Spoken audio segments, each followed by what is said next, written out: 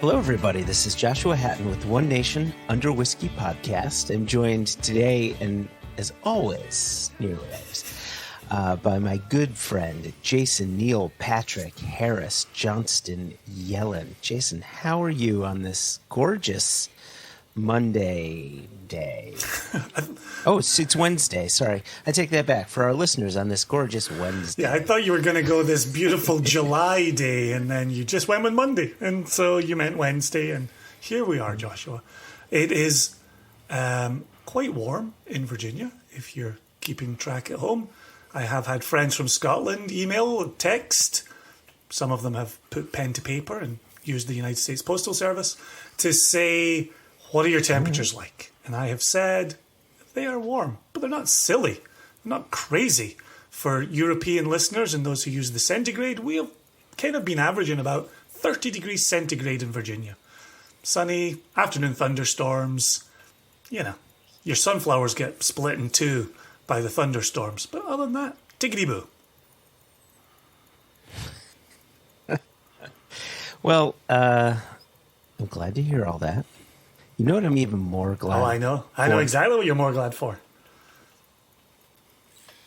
We've got quite the episode. We have, to join us through the duration of this 7-hour episode, we're going to have both our very own Jess Lomas, Jessica Rabbit Lomas, with us. Hi. Hi, Jess. Nice to see you again. Nice to be seen, and nice to see you as well. And then we've got Christoffer, SwedeScot, Hällström, which I think that's how it's shown on your birth certificate. Yeah, that's exactly correct. And thanks for having me, guys. It's lovely to see your smiley face. No response from him. Why is Jason hitting on me in the first 60 seconds of today's episode? You're looking very handsome, Christoffer. Thank you. He's got the nerves because You're if you think about it, last time he was on the podcast, you three were all scrunched up in the back of a car as we were zooming around Washington State. So what he's really missing is the gentle reassurance from your hand on his knee. That's why he didn't respond. He's not used to it. It feels a bit weird. I did also tell him he was handsome when I had my hand on his knees. So, you know. Exactly. I was missing the hand. Christoffer, It was the hand I was missing, and it would have just felt me a bit more comfortable in the company. Well, you'll have to do with Jess's hand on your knee for the duration of this conversation. Oh, no. For the listeners at home, my hands are in the air. Nowhere near his knees. If this was... and she's waving them around as if she just doesn't care as well. Okay, I've got my paging HR button ready. So I brought us here for a very important reason, and that's, of course, to discuss Indiana Jones in the Dial of Destiny. I mean, by now, all four of us will have keep watched the spoilers this. under your fedora. This is an indie free zone for the moment. Haven't seen it, Jason? Nope. Oh my God. Jess, Chris, Yeah, Barbie. The movie Barbie. Yeah. Did you like Barbie? Oh, Barbieheimer? I think it's Barbieheimer. Open Barbie? Yeah. Is Open Barbie the new AI It's chat? all in pink. I think it's called Open Barbie. Okay, so you three have failed me. You haven't seen Indiana Jones and the Dial of Destiny. And we all know that our listeners are desperate to know what we think before they spend their good hard-earned money to watch it and make their own decisions on the film. I won't even tell you if I liked it or not. Okay. But that's homework for next episode. I want to hear people's thoughts. Anyway, the real reason we're gathered here is to talk about a subject that all four of us have talked about for 7+, 8+ years, whatever. And it's a subject that many of our listeners think about quite often because they're likely spending good money via one of these services, but the idea is whiskey auctions. That's good. I was really worried we were going to continue down the film critic route, which the regular listeners to the podcast will famously know. I've actually only ever seen a maximum of 4 films in my entire life. And they're not the 4 you guys have seen, so... Yeah. This would have been a really short movie. One of them now Barbie? No, not even Barbie. It's on the list. It's on the list. That's the week after's homework, I think, right? Yeah, I feel like whiskey auctions is a much safer topic of conversation. A safe zone, is that what you're saying? A safe zone, yeah. Safe space. Well, you both saw kind of the inception of whiskey auctions up close and very personal, and one of you continues to live inside that ring day in and day out, and one of you, Jess, has stepped out of the ring and into the independent bottlers ring, which is another conversation for another day. But in the beginning, the inception of this, what did you think when you were seeing the birth of whiskey auctions up close and personal? And if you can throw a year on that or an approximate year on that, that would be appreciated. So for me, I started over 10 years now ago, and it was an online whiskey auction where we started, and it all started with a very small, about 600-700 bottles a month. Maybe the best way to describe it is that at that time there was nothing that was being done online. Everything was unofficial. Like, you would go in, you would raise your hand, and you would win a bottle, and you would go out, and that was it. However, you could obviously call in, and you could get your bids in. This was the first time when someone have kind of put it together in UK, and what happened was that you placed a bid. When you won that, you actually had a chance of someone shipping it to you. And I think that was kind of revolutionary at that time, to be in one place at one time. And it was going on a monthly, every single month. At the same time as this, we also had eBay, and you were allowed to sell in UK on eBay in the beginning, and that was a big difference. A couple of my friends, that's kind of how I fell into it, was that my friends were selling on eBay. I had just started university, and was kind of offered a job to work in an auction house. So that's kind of a little bit of my background, and it really took off when they really closed down eBay. I think that was when it all stopped, and that would have been 2013, I think. Yeah, maybe just before. Just before, and that's really when it changed from everyone was selling a little bit. You would go over to our listener have obviously listened to the Fesh episode, and you guys have talked about that. I used to see people stand in the queue, take a photo, and they will upload it at the festival in 2011, 2012. That still happens because eBay in the UK, you can't sell alcohol, but eBay in Germany, you can. So if you want to see the first place that you can get festival bottles, quite often literally hot off the press from the distillery shop. Sometimes I've seen the pictures where they've got like in the queue. like on the either in the queue, but like they've put the bottle on the wall outside the distillery, and it's instantly up on German eBay, which I think is yes, I feel like there's going to be a lot of write-in contentions about feelings about this topic. But yeah, so that's usually like the quickest way, isn't it? But we were I was just a little bit behind you. I started doing it in 2013, and it was really just starting to take off. So I think the people were sort of getting to grips with the idea of you no longer had to be physically in an auction house. So we have one. In fact, we did at the time have two here in Glasgow. There's only one remaining, which they would divide up. You know, like they'd have a specialist wines and spirits auction, and and then the usual categories that you expect, like household goods, artware, jewelry, watches, that kind of thing. So that's really where it stems from. But there wasn't. In 2013, it was a new concept, the idea of a dedicated online auction just for whiskies. A little bit of other stuff, but predominantly whiskies was pretty much unheard of. And I'd say there was kind of...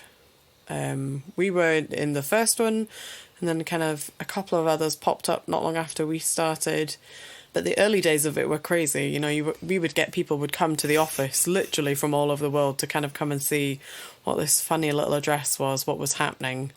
I've had more than a handful of conversations with people who had flown in just with bottles in their suitcase to hand it in to get back on a flight to leave Glasgow on the same day, not even taking in a swift half at the Bonaccord or a cheeky dram in the pot still, and straight back to the airport, back on a plane and go home again. So I think it's that as well. It was actually people would actually just fly in to see if it was real. Yeah. Because because you didn't have the same kind of, you have a bit of review websites today, but even back then you wouldn't really see people talking about it in the same way as we see today, like Trustpilot or anything like that. FIFO. I was always fascinated by people who had. I mean, like, I don't know if either of you two. I mean, I don't think we've ever had anyone come from America, but definitely from mainland Europe. And we are obviously talking pre-Brexit era, so pre-COVID and stuff, slightly different aviation times. But yeah, people would come from mainland Europe and just because they also couldn't really get their heads around it. So rather than just putting their, whiskey bottles that they wanted to sell and have arrive in good condition in a jiffy bag with "to the auction house" on it, they would come and check it out in person. Bizarre, totally. Yeah, when you start meeting these people. So you're talking 2013-ish for that, and I remember here in the U.S. too, right? There was a period of time where bottle sales were allowed on eBay, and that went away. I think that likely went away quicker in the U.S. than maybe it did in the U.K. But there was always that German one that's been around since the late 90s, and they seem to be, like the proto auction site that maybe others sort of based their Thomas Kruger's auction house, which to? Now you've said that, I don't know if I can put a starting year on it. Do you know a year? Yeah, I think it was 94, 95, 97. 7. No, it was 90. According to their website, fact checking us. I think if you look at their website, and I don't think I'm being too mean when I say this, their website is very much still based in 1997. It's got even the new one. It's a great auction, and I visit it. But even the new version, which came out last year, still has a older. I feel like it's a halfway house between GeoCities and a tartan carpet in a Highland house. That's the vibe. And if you are under 25, neither of those references will mean anything to you. But yeah, it's got a GeoCities website feel to it, right? It's not even the newer one's not. So yeah, there was a pre-existing one in Germany when we started working, but that was kind of it. And I think it's also because traditionally and even today, the idea of moving bottled spirits is problematic. Couriers don't really want the responsibility of smashy packaging. The Royal Mail here, our postal service, certainly don't want to be dealing with wet boxes. And then, of course, you have the question of like legality, making sure that the person who's holding the box when the postie gets to the door is old enough to be buying booze. And then you add that in with like international countries where obviously in the UK you have to be 18 to buy booze, but it's 20 in Sweden and 21 for you guys in the US, and lots of other countries have different rules. Plus the import taxes. It's a bit of a nightmare, even now, when it's, I would say, probably much more commonly done and easily managed. I think, that there was a lot of kind of unknowns and nobody really testing it. So I guess in the early days, people just were staying in their little corner of the internet. If you think about it, other products, not just, auctioned whiskies, things like there wasn't an Amazon, there wasn't online retailing, didn't really exist in the same way it does now. Yeah. So I think people just weren't used to it. There wasn't systems in place. Yeah, and I think as well, if we're thinking back we go back to Kruger when he started. Germany is a massive whiskey market. They had an internal market that was big enough to be supported. So he wouldn't have sent cross-border as much as he will do today. And I think that's a really big thing that we kind of forget about, because if you listen to old stories within the whiskey industry, there were so many auction houses within UK, they would have whiskey like on the sidetrack, and that's how you could get hold of some. Was I think what I kind of understand from friends, Germany was the first one. And because it wasn't a language barrier, because it was in English, it wasn't Google Translate. That was how it was. And it was an easier way. And kind of shipping came down in price, I think, like boxes and kind of logistic. It was easier to start picking out a courier. Like in that kind of 2008, 2009, going forward, they were more installment of like actually couriers would go and try to sell you a service, whilst I think beforehand it was an inconvenience for them. They saw the potential with whiskey, and obviously we have all heard about the olive oil and the lava lamp that people used to send to each other on all these other kind of things. Olive oils? Lava. I have to say, while you said lava lamps, I've never understood that as a description for a box. Like, nobody... I don't even know you'd buy a lava lamp. Like, why would I be posting it across the world? Oh, don't you dare say your other passion is lava lamp collecting. Yeah. I may or may not have used that term 2 or 3 times. Lava lamps. Who's going to question? When did you last buy a lava lamp? I mean, like, I'm not a member. I'm not here on behalf of the feds or anything. I'm just curious. It's a very dated reference. I get the olive oil and I get the what are the other ones we've seen? Homeopathic liquids and that kind of balsamic vinegar. Anything that's a liquid, basically. It's probably recent enough. I want to say 68, 69, so somewhere around there. When I purchased my last lava lamp. I don't know if I even have ever... I remember my friends having a lava lamp and I coveted it, but I never... Maybe I should see if they still have it and if they want to post it to me. I'd be like, hey, just slap lava lamp on the box. Yep. Put your 1960s Bowmores underneath it. Everyone will be like, it's lava lamps. No questions asked. Yeah. I think you've just hit the nail on the head. Everybody loves a lava lamp. Yeah. So with all of that said, when you've got courier services coming in the door looking for the auction house business, did it feel like it was legitimized overnight? Was there an awareness on behalf of the courier service that this is going to happen, we might as well get on board with it? The reason I'm asking this question is it's an ongoing conversation here in America. Is you can ship wine, you can ship beer, those can go across borders. Whiskey is an entirely different business. And there's this kind of strange... Distilled spirits specifically. Right. And there's just this kind of hesitancy to move up into the world of distilled spirits. But wine have cracked the code and beer have cracked the code. Well, did it feel like the code had been cracked when courier services were coming in your door? Yeah, I think so. Like, when kind of thinking back, there was mainly like 3 companies that really tried to get business from you. And it was because of before Brexit, you could send to all over Europe without a problem.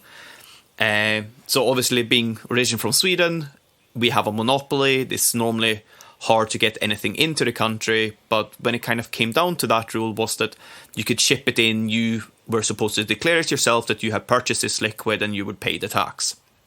So for them, the way they were talking about it is, okay, so we have a network for you and this is what we can offer. So these are the countries we can ship to and these are the countries we can't ship to. So there were certain circumstances that you couldn't ship to certain countries, but it was very much of Europe is open, you can do business in these countries. So they would come in and I think with anyone that's working in sales, they promise you the world. And it was very much promising the world. And you can kind of see it now with the couriers coming in today. The same companies, they're much more switched on the questions you are going to ask them, what the volumes they're talking. Like it's a giant leap. Like before, I think it was a much more kind of like, we'll try it and see who we can sign on and we start doing this. Whilst back then, it was really hard to kind of get a direct answer from them.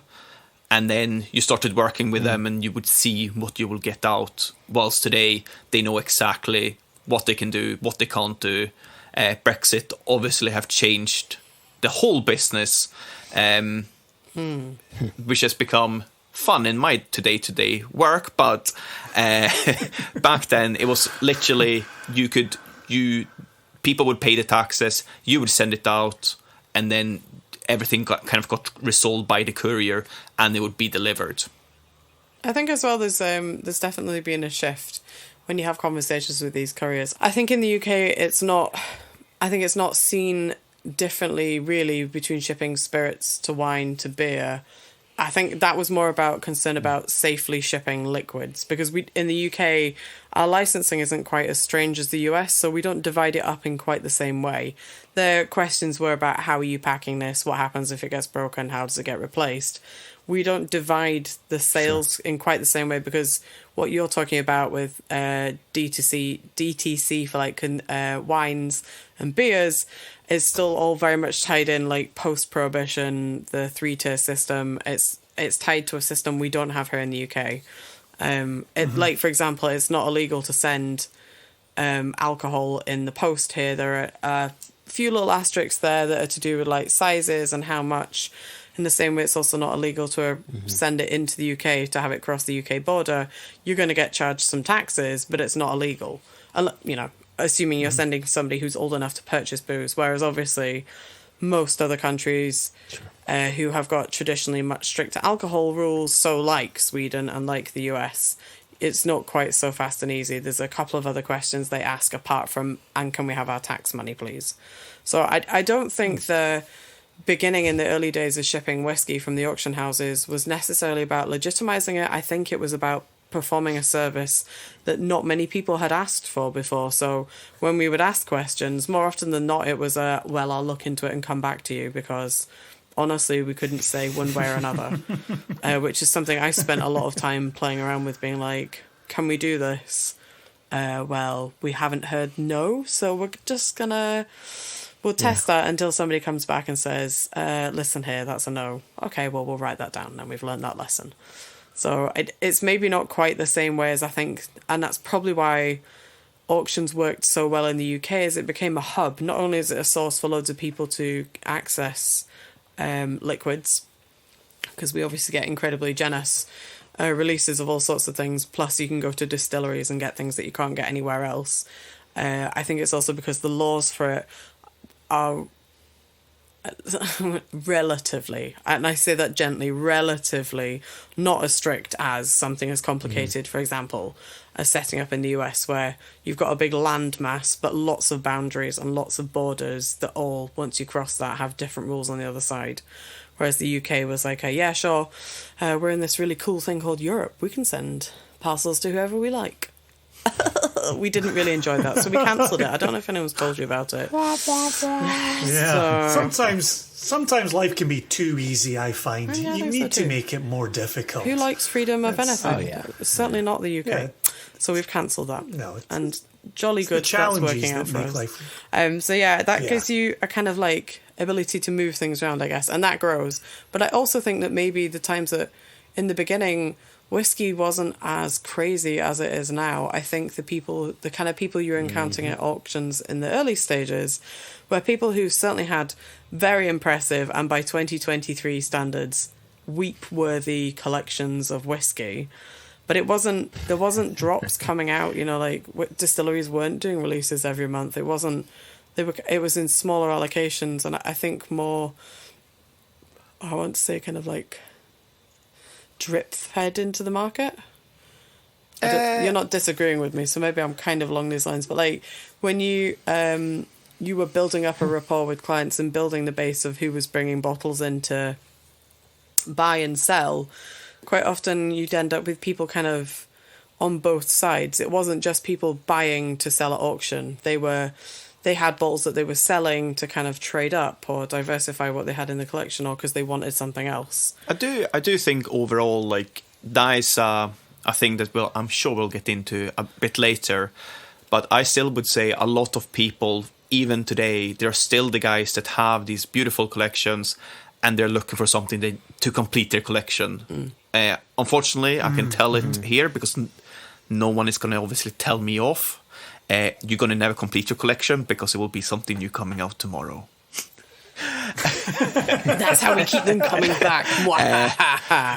Yeah, no, but I think it's very much of these kind of, you built it up with them for a very long time, and you would see them, they would buy and sell, and I think it was pure love of whiskey, and that's how I fell into it, and also why I've stayed in the auction part is because you just meet some lovely people that they will have stories they can tell you for weeks on end of like how this started, and I think we kind of forget about that. This really big human factor. It's just that instead of being at the big places, Sotheby's and all these very fancy places, like actually when everything moved online, the biggest like number wise is that actually your average Joe could actually start coming in and buying things for a very reasonable price. And I think we kind of forget that when we talk about auction, is that the accessibility to these collections. Unfortunately, I've been in the industry for 10 years, so when it come to me and people were asking me, have you had White Horse from the 60s? Have you tried Johnny Walker Red Label from the 50s? And then you're going, yeah, in Sweden we got Grants, we got Famous Grouse. So yeah, so that was what I could see. So it just opened up a whole new world in whiskey, and really that's when the rabbit hole really opened up for me, and that's why I have no money these days. So that was a long way of coming around to I've spent all my money on 1950s Johnny Walker Red Label. Yeah. It's delicious though. Stop bidding on it. Chris is buying it all. You're making him very poor by contributing. It's about to get a lot more expensive at auction. Yeah, thanks to One Nation Under Whiskey. Oh, look what you've done. You should have said you were only buying 1920s Jura. That would have kept them away from you. I think as well, it depends on... It's a great point that you've made about accessibility. So I don't have, like a family whiskey drinking cupboard that I can go into and reminisce and get teary-eyed about old Lafroigs and old Lagavulins and, whatever. So to me and to us as we run whiskey tastings, it's been a great way to access so that you can try these super cool old whiskies and, you can share them with people. You've got a group here together of people who collectively want to try it but aren't going to individually go out and buy 6 dusty 1970s Lafroigs. I wish we all could, but realistically, not possible, right? So if I want to try all these cool old whiskies that people wax lyrical about, that's one way of getting access to trying your little dram of history. The next is obviously to make friends with people who are generous and open very old, expensive whiskies, which is always nice. We have met a few of those people, and I've always told people that I think the whiskey industry and collectors and whiskey fans tend to be incredibly generous with their time, but also their liquids. I've had some amazing whiskies where people just, open them up and try this, try that. So, but as I can't go to a shop to buy a bottle of that, if you want to get in on that action, there has to be other ways to it, and auctions are a great place for it. So that's one of my pro tips, I think, for auctions, because I know we're going to come to the uglier side, perhaps. I can feel it coming. I want you to put a few more leaves on these branches. You're starting to talk about what you were seeing in the early days and the accessibility that allowed. As we talk about the evolution of what was available via auction, at what point did you start noticing overnight flipping? Like you were mentioning earlier, the eBays and in Germany, and you could be taking a photograph at the distillery of the bottle you just stood in line to get. For the auctions, when did it start to become clear that people were going to Spirit of Speyside to buy bottles to put into auction? We're going to the Feis to buy bottles to put into auction. And even I'm only saying this as somebody who watches the auctions. From the inside, did you see that rise? Is that really how things evolved? I think it's always been there. Yeah, I would, from day one, I saw guys, they went up to Macallan, the Easter Elkis was dropped, they were in the next day. There's always been there, and if you didn't get it on eBay, and you didn't get it through an online auction, they would have been down at McTears. There also is that what we kind of keep forgetting is that people living in these kind of areas, they will have customers. Yeah, they caught onto it pretty quickly. Yeah. If you live up in Speyside, then you are in and amongst the action, aren't you? It's not a drive from Glasgow. Although, some of the stories we could tell you about people going to buy things. So talking of Easter Elkies, we know a guy who used to take a busload of old biddies for their day trip out. He'd get a mini busload of old dears from the local care home and take them up, and he would give them all cash in hand to stand in queue and buy the Macallan Easter Elkies. And he would buy them, you know, like a cup of tea, and they all had like a chippy supper on the way home, and they had a rare old day out. They thought it was great. He'd paid them for the bottles in cash, so he got the bottles at the end, and they had a great time. So Amazing. I'd like to say now there's that a movie in there. Oh, 100. There's The totally Macallan one, release yeah. stories, like, there's definitely... I don't know if it'd be funny, though. I think it'd be a bit like the Hunger Games. Like, some of the stories from the Macallan's releases definitely ring true with that, Well, yeah. right? Maybe that's where it comes There's, from, the you know, inspiration, you've actually. heard- the Glasgow Kiss actually started at Macallan. Didn't happen in Glasgow. It's just some The angry Macallan Glaswegians one. on the day out. I do feel like this is like the Angel Share movie, but 2.0. Like, I love that movie. yeah, That's it's such a exactly good what I was movie. thinking. Such a good movie. With Charlie McClane playing 100% himself. Like, that's what's great about the film. Everyone else is, and you're like, you've just 100%. transported him straight into that. I feel like these stories have existed from the beginning. I think once the traction kind of started in the auctions and people started noticing that you could, you know, go and have a day out and you can make a bit of money off the end, I think it increased when that payback got bigger. Instead of it being, you know, a few pounds here and there, return on the bottle, and people were happy. Suddenly there was like real money to be made of it. And that's because more eyes were suddenly looking at not only, oh, that's that whiskey that we want, and that's the start of whiskey becoming an investment commodity. Ugh, what a word. But yet also there were people who genuinely wanted these liquids that had no other way of doing it. I mean, like, we've always said it, if you are not on Islay and you want a festival bottle of Lagavulin, again, there are still only a few options you have. The community is very generous, and there'll always be someone, I'm sure, who you can say, I'll swap a dram with you, can you get a bottle? Or if you just really want it, then the auctions are a great way to facilitate that.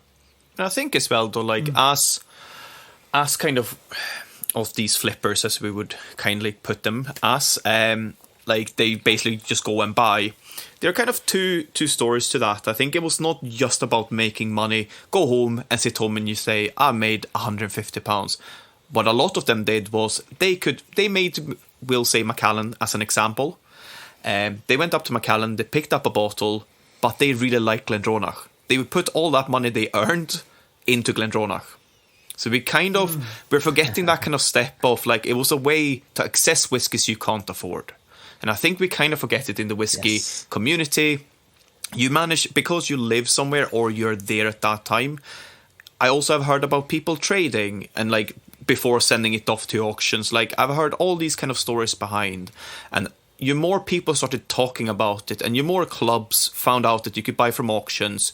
It kind of grew by itself. It was word of mouth. It wasn't in your face. It wasn't these now cask investments and talking about £100,000, 1,000% returns. Like, it was generally within the whiskey community. It got bigger and bigger and bigger. And the flippers were always here from day one. They were maybe slightly different how they behaved. And I think that is, we kind of can follow through. And I think in the early stages, you had the first one, you had the third auction house opening, you had the 10th one opening. All of them is because the demand has kind of grown, and also because there are markets that they have sorted out, like, how you send into them, and that opens countries where, we say to Taiwan, for example. So when you send to Taiwan, the guys in Taiwan got exclusives that they started sending back. So that kind of all grew by itself. It wasn't today someone put in 30 million invested into the market and then that's the return. It kind of grew because the passion is always to get the bottle that you maybe can't get hold of. So that was what kind of helped it, I think. And it was very natural. And we have seen, there have been a few jumps through the years, but you can have seen literally like a big jump in a distillery and stuff. But it has been steady, constant, steady, like kind of increase year on year. And then obviously when, Reuters, the Financial Times, when they start getting involved into it and talk about numbers, that's when you have the next, like, that's the real big investors. It might not, they are looking more from the financial gains compared to maybe in the beginning when it was a lot of people. There were, of course, there will always be one or two that wanted to make money, but it was a lot of them that I met early on that they traded up. But this was a way to trade up. Yeah, I still meet people even to this day who find it hard to believe that you can auction a whiskey. I think because it's still relatively, in the grand scheme of things, a new concept.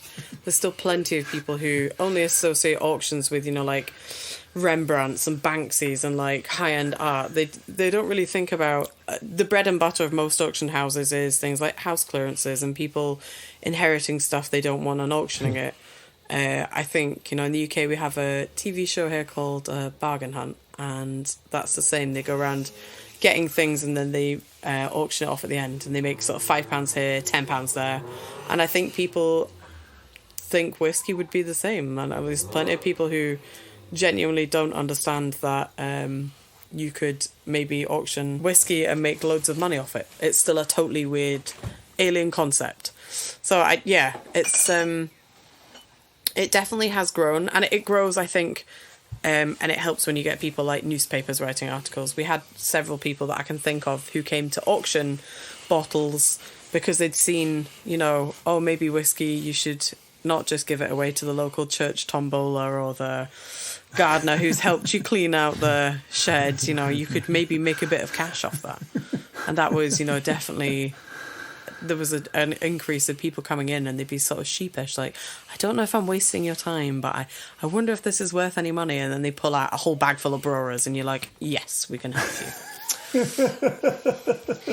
See, so that to me, there's this sort of good side of auctions versus bad. And when I say good side versus bad side of auctions, I'm talking about the growth and popularity of auctions and people's accessibility to auctions. Like my neighbor's father-in-law just found some crazy old bottle of Four Roses in a tin decanter, and he's got all sorts of these other bottles. And so I'm gonna, you know, help him and see if he can, you know, get some of these sold, because they're of no use to him anymore, and he could use a bit of money. So there's, I think there's some of those good things, right? I bet you there's loads of people who put too much money into Bell's decanters that wish they could do the same with what they have. But then there's the other side of it, and that's the whiskey faking, which I know, you know, the auction houses have, you know, some really good measures in place to ensure that their customers, they're doing the absolute best to ensure their customers aren't receiving a fake, that they aren't inadvertently auctioning off a fake. But I guess the question that's taken me so goddamn long to get to is, have you seen an increase to fake bottles as the popularity of auctions has increased, or is it a much smaller issue than some of us think about? Would you like to take this a very hot potato? Thanks for passing it over. And I'll have my 2 pence with it in the end, but I think we should let the man on the front line. Okay. I think it's been exaggerated overall, and I think it's been from day one. I think it is also exaggerated that the whiskey markets will have crashed over 20 years now, whilst it's been growing. I think that is a lot of rumors going around, and I think it's one of the things that you normally say, Jess, is that like a little bit of knowledge is dangerous. And I think a lot of people point a lot of fingers and saying, that's fake, I know this because I am a collector, I have collected so many years, but it's a totally different brand. I have been told that these are all fake by this guy. He works in a shop. I think that's where the problem is really starting. And it's starting pointing fingers. The auctions, all auction houses have their training. They're like, it's such a thing of like feeling a label. You're looking at the cork. I won't go into all the details because I will bore all of you. But also because famously listeners to One Nation and a Whiskey are fakers. So they're going to have their pens out. They're going to be writing it down, saving it as PDFs on their desktops. They're going to be knowing how to fake thanks to you. But exactly. No, but I think like Smart just people. overall, I think that it does happen. Of course it happens. It happens in every market in the world. You can only do the absolute best, and every reputable auction house do have a look. And I'm not even joking. Like, when something comes in, even like it could be a tear and you feeling something feels wrong here. It's a gut feeling, and right away you start. And like, there are maybe misprints on the label, and you're wondering, why have this happened? And then when you're going back to 60s, 70s kind of Gordon MacPhail stuff, and you hear of all these things that have happened. Topical. Which is like, they might have, like, the press might have swapped on different places. And like, we got in sometimes saying that's absolutely 100% fake, blah, blah, blah.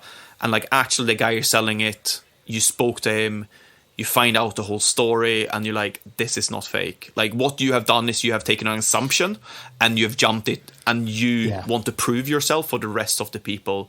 I think that with a lot of people I've spoken to, and like that really understands what is fake and not, they have a deep knowledge, and they have a really, really good understanding of this is like a warning, like the warning signs of it. And yeah, it's not an easy one to pinpoint, I think. Is saying, is it more today? Is it less today?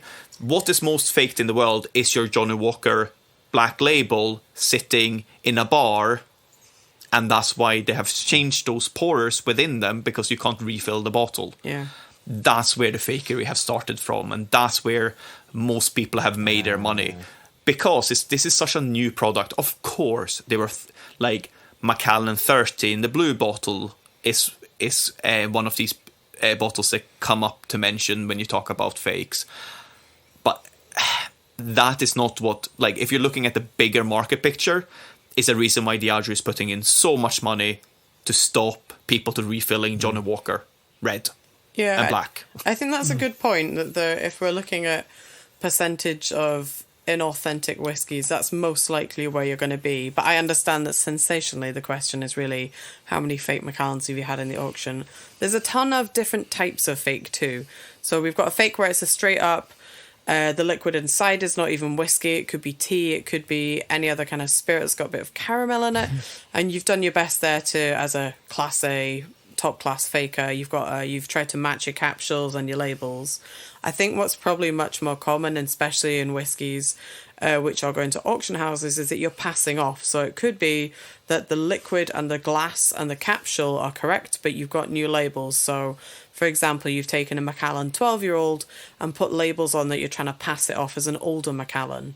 The 30 that Chris is referencing is a well-known problematic, especially from one particular market, where the back labels don't match, and that's one of the giveaways. Macallan did a release called the Anniversary Malt, so it's got like little tiny writing on it, and it's got a 25. And one of the tricks that we would use when looking at these is it's known that the printing, if that 2 is printed onto this kind of text, where the bottom line sits, that's sometimes a giveaway that it's embossed on the wrong height. So that's one of the known characteristics that you're looking at. I think it's worth pointing out that most auction houses now are handling pretty high volumes of bottles.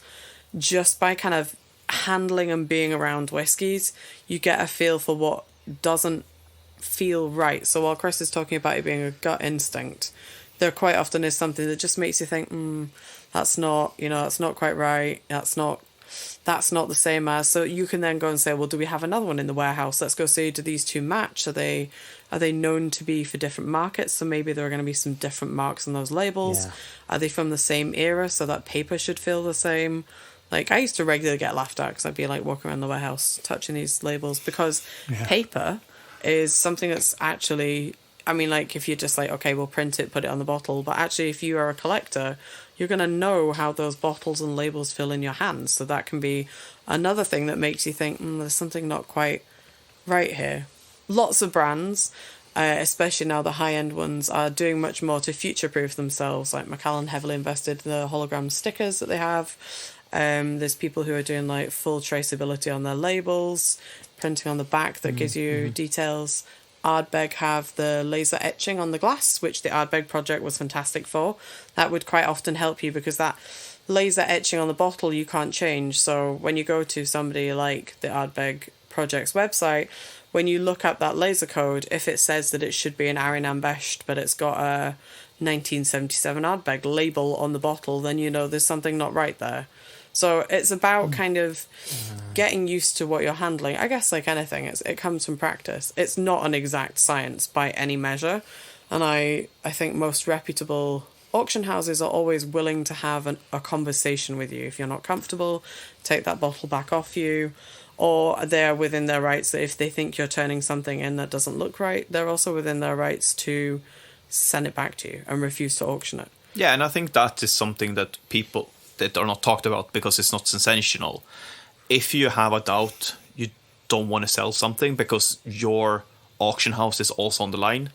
Like when it comes to these things, I think that you think about it and going, am I willing to sacrifice this? Because I maybe know, like like when it comes to selling, you want to be sure that you are selling the right thing. You don't go in there to think, do you know something?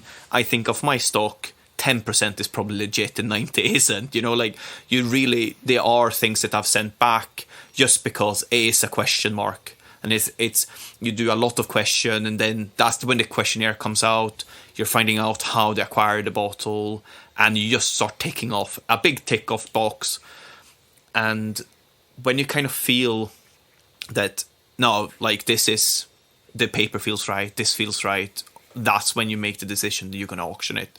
And I think that's go down to anything, like you're looking at art, like they do a rigorous project, they like looking into it, and like it would be really good. Obviously you can see technology from universities, just like they do with paintings, like they are looking behind, they can see a lot more if it's real or not. I think that they will come with all these new kind of invention that's happening within the industry. Like we were talking about Macallan, like you can't reseal a Macallan, like the cork splits now when you open it, and that is to stop for you to be able to reseal it. The plastic breaks, so it doesn't look as flush anymore. Oh my gosh. Which is one of the inventions that are kind of coming in, and it's really good to kind of see that the industry is taking this as well. Like they're taking it because it's about protecting themselves as much as protecting us as an auction house. It's also protecting them for future down the line. And there was a lot of times, because obviously when it comes down to any auction, is that they had been big, like Diageo and stuff wanted to fill up their archives and do special tastings.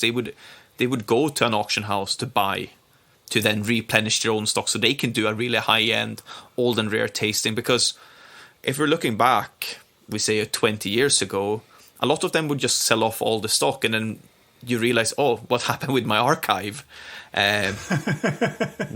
Also, I don't think it was even as forward-thinking as that. It was well, why would we hang on to stuff we don't need it? Like, it takes up space, it occupies a room. I have got a question for you. Can you think of, off the top of your head, what's the best, worst fake you've seen? I want to see if yours is the same as mine. I think there was the Oban. Yeah, I was going to say, okay. Yeah, we got in an Oban in a white wine bottle. So, for those of you at home who have Google at your fingers, I can't remember what year, but as part of the Diageo special releases, there was an Oban 32-year-old, and it's got a grey label and a little neck tag, and we had some come in. So, obviously, while we're talking about fakers being very intelligent and very, forward-thinking and good at making things look like other stuff, these guys had bottled, I don't know what the liquid was, but it was in wine bottles with Oban labels attached to it, and we were like, oh, if you're going to come at us with fakes, at least put the effort in, right? Because Oban is quite distinctive bottle. Yeah, like it's not an industry tall round. It's, if you're going to fake it, it's quite difficult to get a matching fake bottle. So I wonder at what point the thought was like, it's close enough. No one will notice. Wow. We did get in the... Wow. It was an Egyptian Shivas Regal, which I haven't spelled the name correctly. It was like Shivas... True. Yeah. Shivas Rich or something they called it. Yeah, like they had just copied everything and just saw the bad label. Everything. Oh yeah, it was really bad. But yeah, so you've seen a couple of those where you kind of have a giggle for yourself and you're going, no. Yeah, there's also been bottles that we have suspected were fake and we've taken them back to the source. the producers, and they've been like, no, that's 100% legit. That batch, we just put the labels on upside down. I was gonna bring this up. There was a bottle of Glenmorangie, like a distillery only bottling Sauternes cask, 16-year-old or 15-year-old, that I think I got through the auction you were at, Jess, in your previous life.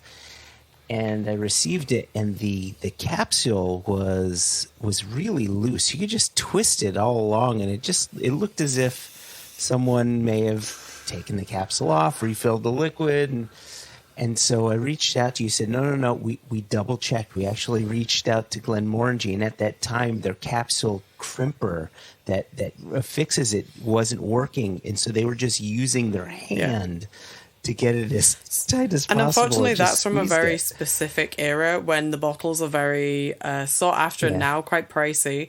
It's from a time when Glenmorangie and Ardbeg first merged. So a lot of the Ardbeg, Lord of the Isles bottlings, the early Ardbeg bottles, and a whole stack of stuff from Glenmorangie at the time, the capsule machine either didn't work or they were using the same machine for both bottle shapes, and it didn't fit either particularly well. So that's why a lot of those early Ardbegs, we used to call them like spinny caps. You could, so if they were super loose, we would reject them, and we would have to explain to sellers that we're not necessarily questioning the authenticity. But if this goes to, Pizza Capital of the Universe, Connecticut, then I don't want to have to deal with an angry person on the other end of the phone who's like, I think this is refilled and faked, and the cost of bringing it back in. Yeah, and I think like that's probably the most rejection you have, is actually like something that's that loose that it could be open, and you say, I'm very sorry, but this is an open bottle. I don't doubt you as a person. This is probably exactly what you're saying it is, but we can't take it because literally I can get into it, I can open it, I can pour it out, and then put it back as it is. And I think that's one of those that, a bit fun. Yeah, whether the bottle's fake now, it could be faked at a future date if that person decides to sell it on. It's really difficult because you're trying to build a good relationship on both sides. Whilst obviously an auction house's job is to make money, you are also trying to fit this happy medium where the buyers feel like they're getting a bargain, but the sellers feel like they're getting top dollar for their bottles, and kind of keeping everybody happy. It's a really intricate little dance to do, and something like that with the really super spinny caps. But you're the middleman to make both feel comfortable. Like that is really what you're there for, because we have all sat with our friend down at a table, we have all had a whiskey and be like, can I buy that off you? And they say, that's going to be £500, but in your head you're like, no, that's £150. And then the haggling starting, and then it becomes quite sour. Like, that is why you have an auction house, to just cut all of that out so you both can enjoy each other's company. Are you relaying a personal story? Is that where we're not talking to each other currently? Yeah, he's just telling everybody how he lost all of his friends. Last man standing. But it's because the expectation from a buyer and the expectation from a seller is very different. Yeah, of course. On a daily basis, a seller for me that will come, that had never used auction before, they'll go online and they'll see the bottle is worth £1,000. They'll see it, it's an old and rare section on a retailer, and they're thinking, wow, I'm sitting on £1,000. And when they call you, they tell you about this bottle, and you need to give them the bad news of saying this 1/3 of the price, because they need to make their margins. They can sit for 3 years on their shelf. They don't need to sell it. But in an auction, you're selling it here and now. On these 10 days, this is up. And I think it's about managing those expectations. And it's something that's not talked about. It's a real skill to be able to, like, talk to people and get them to understand, like, the real value of your product from an auction perspective. If you have a friend that will buy it for £1,000, then you have a good friend that wants to buy it for £1,000. But like today, it's so easy to Google. You go in and you can see what is the price, what is an auction price. There's so much history of what the bottles is worth, and like even with people within. Like, when you talk to whiskey, do you think, wow, you have an amazing collection, you've built this, you obviously purchased it. They might have never used an auction, and when they want to get rid of some of their collection, we come back to, that's £1,000, and you're going, no, it's not. It's a £350 bottle. Yeah. And that's really hard. They're definitely the hardest conversations to have with people. Because obviously, when you come into an auction to sell, everybody's quite excited about the prospect, and also relatively frequently there's a slightly sad story attached to it. Like, we didn't just deal with people who had bought the bottle yesterday and were bringing it in. There are people who are dealing with, like collections from relatives and like sensitive, emotional, real human stuff attached to it. And if they've done a quick Google and they've decided the 4 bottles they're bringing in are going to, pay for a funeral, and it turns out you're really only looking at a couple of £100, that's really difficult to try and talk someone down in a pleasant way that's not going to have them running out of the office screaming, but also, so that they realistically then don't think, well, I'll go talk to someone else, and they have to have the same conversation again. It's really difficult.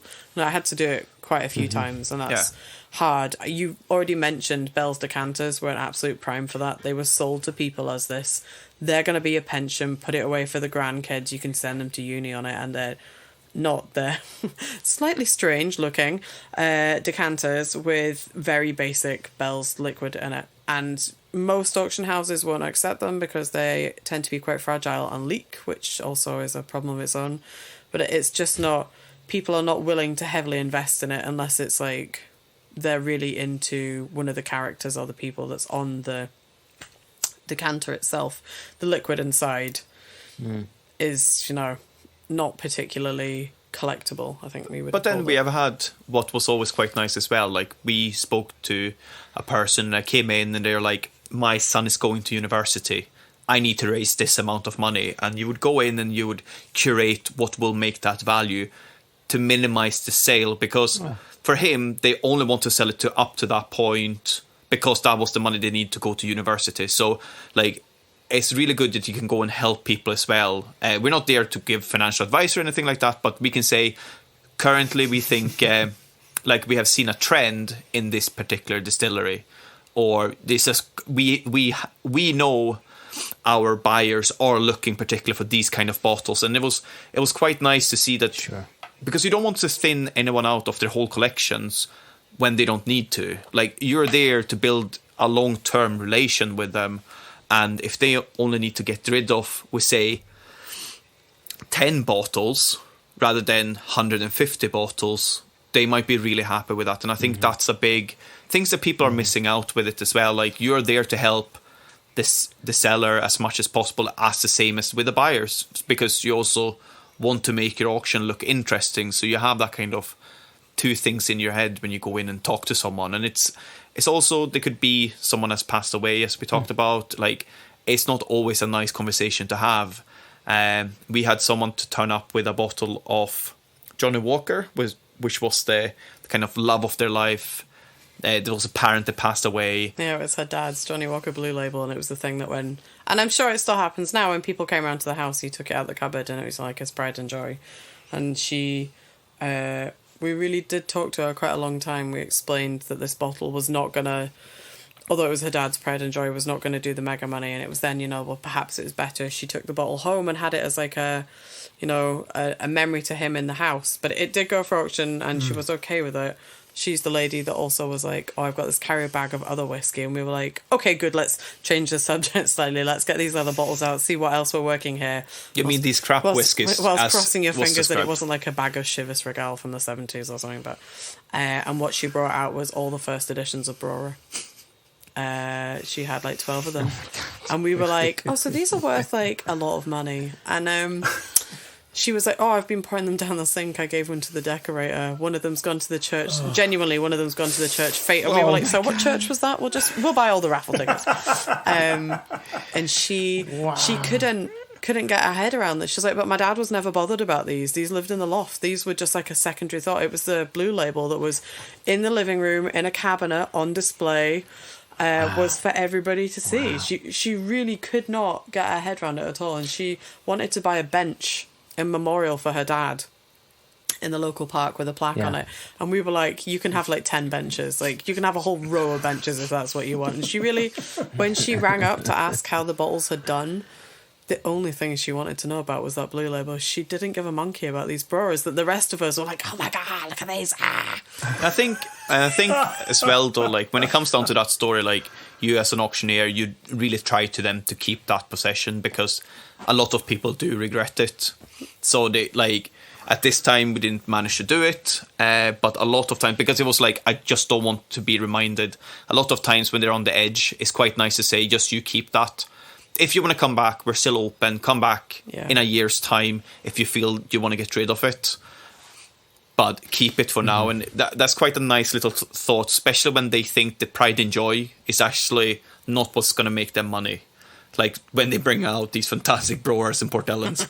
Honestly, it was one of those like, this is it. She was like, oh, you mean like I should have kept the other ones that I was just throwing down the drain? Like, oh. yeah, that was. So I mean, that was kind of like halfway through. That wasn't even the early days of me being at the auctions. Like, so I think it's funny. Like, it's very easy, especially when you're on Facebook, seeing all these, people sharing stories about the flippers and all that kind of stuff.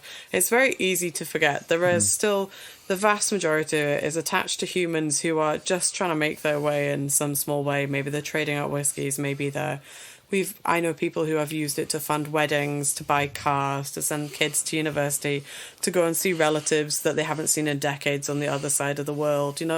Like, I've got tons of really nice little, really human stories that in my mind, when I'm also like you guys getting annoyed about the flippers, I think about the people who were coming in and trying to do some good. People who, when there'd been natural disasters in various places around the world, felt so moved that they auctioned off huge swathes of their collections to send as humanitarian relief. Like normal, everyday people who just wanted to contribute in some way they could. And so that whiskey allowed them to do something good. Now, whether or not the whiskey that was sold then meant it went and sat in somebody's collection, maybe it was passed through auction houses, another few set of hands, or maybe it accidentally ended up in a tasting with some people in Glasgow who drank it and talked nice stories in the Bon Accord on a Monday night. It would be cool to kind of track where whiskey ends up. I think that would be fun, but I think, there's good happening, and I have to, in the dark moments of thinking about the whiskey industry, I have to hang on to the fact that the four of us, but especially you and I, Chris, have been offered the opportunity to try some incredible whiskies that there's literally no other way we would have had. Yeah, and I think it's one of those things that we talked a lot about because of the tastings we're doing, but also the people we're meeting. I'm very happy that someone bought this bottle, it sat in their cupboard for 50 years for someone else to enjoy. Like, yeah, they maybe will make someone happy. We know collectors that just collect whiskey. They just love whiskey. They don't drink whiskey. They just love the story, the history, all of it. But it gives them what a painting will do. But they're not into paintings. Like, we have met people that we have talked to, and they bought a case of, we'll say, a Ardbeg Lord of Dials. And they've gone through and they've sold one of them. They paid for the rest of them. And they basically say, the rest of the 5 we're drinking, come over here and you're going to try it if you haven't tried it yet. You know, all of that gives us opportunity. And as we are meeting up with each other, we also have whiskies that we each other haven't tried. And it's the same mentality, I think. It's about sharing and giving. And it's like everything. It's 2% that's bad, but that's going to color your whole insight of the industry, which is very wrong. Like, the industry is very generous, and I think whiskey people are very generous. I haven't met any other people that's so generous with, as Jess said, time, their liquid, as the whiskey industry has been. I'm open to bribery, though. I mean, if somebody works in a different industry and wants to give me a selection of vintage Aston Martins, or I'm really into watches, access to some vintage watches, or a really big selection of, I don't know, chocolate. Like, I mean, come at me, Jess at singlecasknation.com. You can get hold of me there. I'm also into Lego, by the way. Like, vintage Lego. I feel like we should also say this podcast is not sponsored by Big Whiskey, because we've just got a bit kind of doe-eyed about it, which will incense people massively. People are tuning in.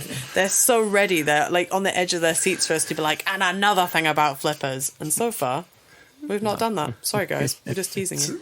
So you've set me up perfectly, because you did such an incredible job turning Joshua's hot potato into a touchy-feely, warm moment A delicious baked with potato people with cheese. supporting benches for their dads. I would be remiss if I didn't lob my own hot potato at you. Please do. That I'm asking because I want to hear your on-the-wax response to this. And then we can start tasting some whiskey together. So there are rumblings that auction houses have ruined whiskey. We have seen Diageo annual pricing go north. We have seen an inability to get certain bottles at retail because they all get bought up and put on auctions. I'm guessing you don't think auctions have ruined whiskey. But what do you say to those who lob that hot potato at you? Okay, so I think we need to take a step back again. Because I like taking a step back and I never thought see you the would come bigger. into this as some sort of like neutral Swede. I was really expecting you to come in all guns blazing. No, but I think like as whiskey And another thing. Yeah. Let me do the 10 things I'm going to talk about. What a definitive list. Yeah, Joshua's exactly. really into them. I think when it comes down to it, it's kind of the whiskies be pushed to make more sales every year. Is it the auction that have changed that, or is it the big business that have changed that? They're opening up new markets. They're bringing out new releases. They're telling you need to get this new release. Going back 10 years, the releases per year per distillery were maybe 4 or 5. Now you're looking at 10. They're all single malt. They're all single casks. They're driving that themselves. They will be looking at auctions and what they can achieve in auctions. And of course, the auction will be some reflection to that. But that will only give you a certain time spot and a certain date when you sell a product. So if someone is selling a bottle that should cost £100 and it sells in auction for £1,000, it's 2 guys that are willing to buy for £1,000. You're right. And that's where it comes from. That is literally going down to the private client that they already deals with. And if you're not good enough to be on the private client, you don't get the bottle. Then you need to start forking out more money. So I think it's actually driven by them. It's not driven by auction. It's driven by retailers that see what they can make. Like, I think it's very unfair to blame it all on auctions. I think everyone is if we want to call it the problem, everyone is the problem, really. It's the guy that's willing to spend £1,000. Sure. We're asking also distilleries to bring out something special so you can show that and say, look at me, I managed to get this, but you didn't. So I think it's a very, we can talk about an hour probably just about that and what each of the compartments in the whiskey industry is driving this pricing. It's also, we didn't lay down enough stock.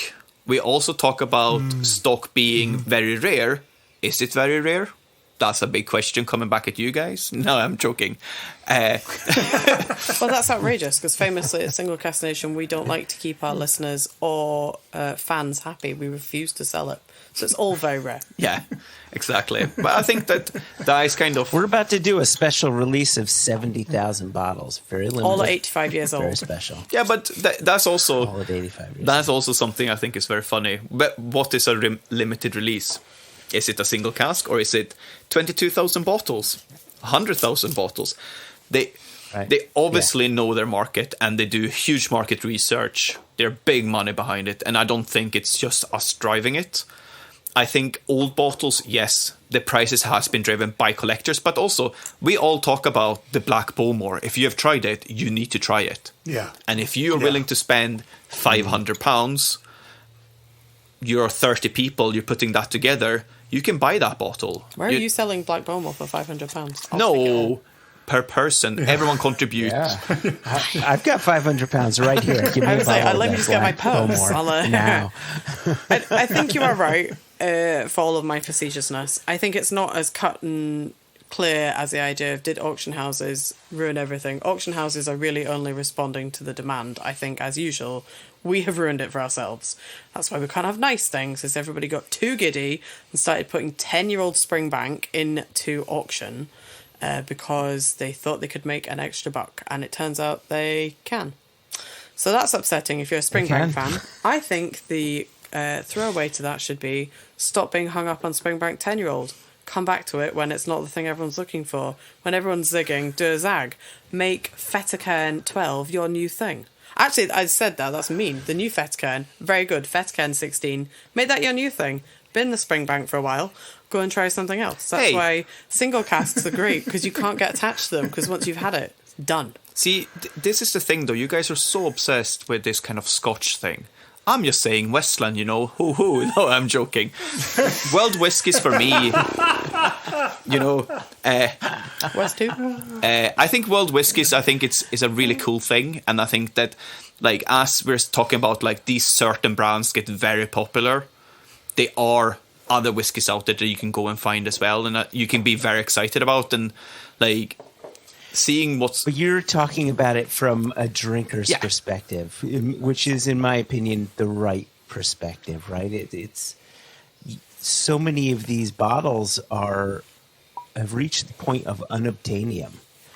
And meanwhile, what have you been doing for the past X number of years? You've been following flavor. And what, like, the world whiskey has totally opened that up, and they're still accessible from a pricing standpoint, whether it's on auction or elsewhere. But I can't remember. It was someone was saying maybe the whiskey of the old days were so underpriced of what actually they should have cost. Maybe today we have reached what whiskey should cost. That's also a question that can be brought out there. Was it too cheap? Yeah. That's an unpopular question. It's a very unpopular question. And I'm glad that you don't have to regularly face people by saying, look, previously, all far too cheap. Because let me tell you, if I go into retailers saying, look, these prices are the price, everything else previously, far too cheap, they're going to say, there was the door. Please shut it when you're on the other side. It's a good argument, well worth making.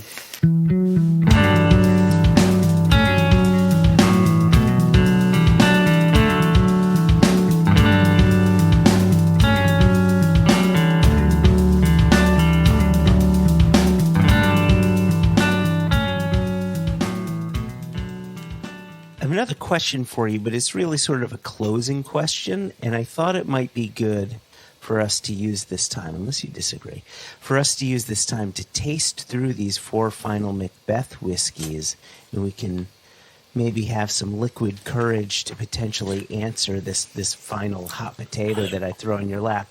But I also realize, you know, I'm one of 2 hosts, so Jason, I didn't want to cut you off if there's something you wanted to get to before we taste. I was the same as you. I was asking myself, do I want to ask a follow-up about Brexit, or do I want to taste these Macallan whiskies with friends? And I decided I wanted to taste these Macallan. Macbeth. I know. Today's podcast has been brought to you by Macallan. That was a trick question, because I think none of them are Macallans. So ignore that. Don't let him persuade you otherwise. Yeah, I decided I wanted to taste these Macbeth whiskies with friends. So Jason, you've got all the paperwork and all of the rules. So why don't you take us and our listeners through this, because you're much smarter at this stuff than Jason, you're the one that's done all the preparation. Why don't you introduce our listeners to this? So we've tasted. Right? Let's start at the beginning. Elixir, along with a marketing agency and Sir Quentin Blake, put out 9 Macbeth-themed whiskies. Mm-hmm. And our good friend Oliver Chilton and team sent us 8 of the 9 samples. We did not get the King Duncan £10,000 55-year-old Glen Grant, which is fine. We're still friends with Ollie. It's okay. We've still pressed ahead and done the tastings. So we tasted samples 1 and 2 a couple of episodes ago, or a few episodes ago now, and we found out that one was Satan, Seyton, and one was The First Witch, and The First Witch has been an absolute favourite of mine. In our last episode, we tasted samples 3 and 4, and we found out they are Lady Macduff and Angus. And we guessed the first 3 correct. We got Angus wrong. We thought Angus was Menteith, and that left us hanging a little bit. We made a decision that to wrap up the 4 whiskies, the 4 samples together made more sense than sampling another 2 and then only leaving ourselves 2 characters for the final 2 samples. That didn't seem like it was going to be much fun. So we are going through, there are 4 of us, there are 4 samples, and there are 4 characters to pair with these samples. So I will give you the characters, and you can begin to think as you're nosing through samples 5, 6, 7, and 8. We are looking 5, for 6, 7, 8. Scooting, baby. We're looking for Menteith still. We're looking for First Ghost. We're looking for First Murderer. And we're looking for the Bloody Sergeant. And I have 4 descriptors that I will read in due course. But the way we've been doing this is sticking our nose in. Sometimes, Jess, dedicated to you, we will have a little chat about colour. Thanks, but guys. we also have been sticking our nose in and just having a wee chat about what we're getting. So when you, Jess and Chris, when you stick your nose in, what do you get on sample number 5? I'll let you start. Chris is anxious because I've asked how often, as I assume he has done regularly, has he read Macbeth? Yeah. Yeah. Did you read that in high school in Sweden? So I haven't read any of his stuff. So All right. He's overrated. Don't worry about it. He's also very dead. He doesn't know that you said that.